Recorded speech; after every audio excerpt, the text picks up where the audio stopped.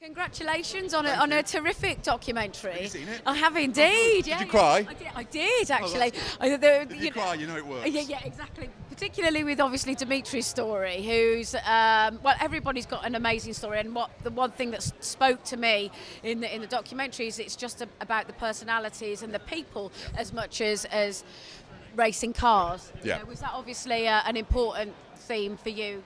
I think that was really the point of the film.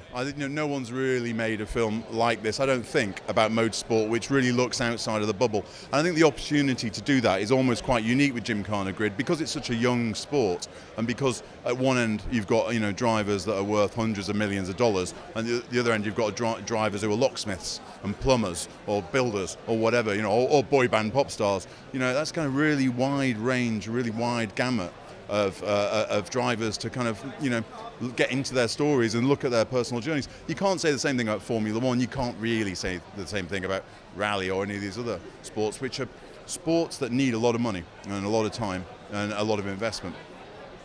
Exactly. And what made this the right decision for you to make a documentary about it?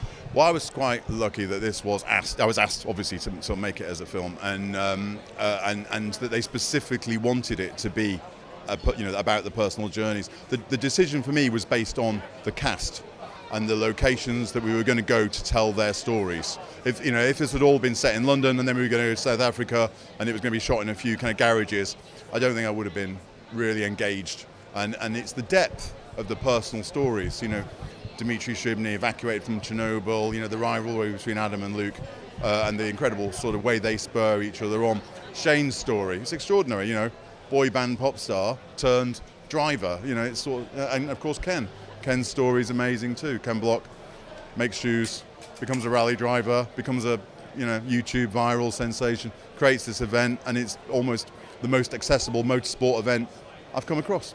And was there anything that you couldn't sort of fit into the film that you would have liked to, but for time, for instance, you had to leave at the cutting room?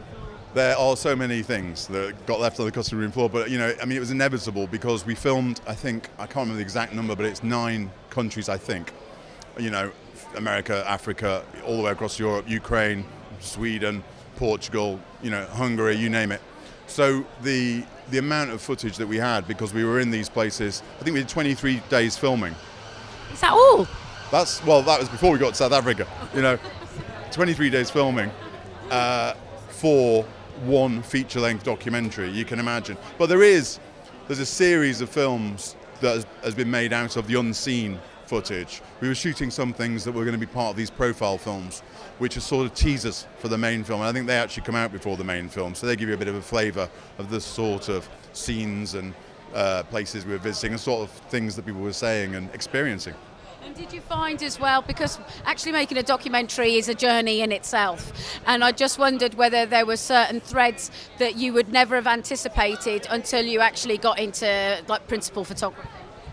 You know what, for me, I wasn't involved in the majority of the casting. When I started on the project, a lot of the cast were in place.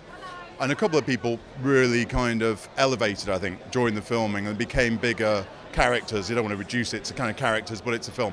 They're people, they're real stories.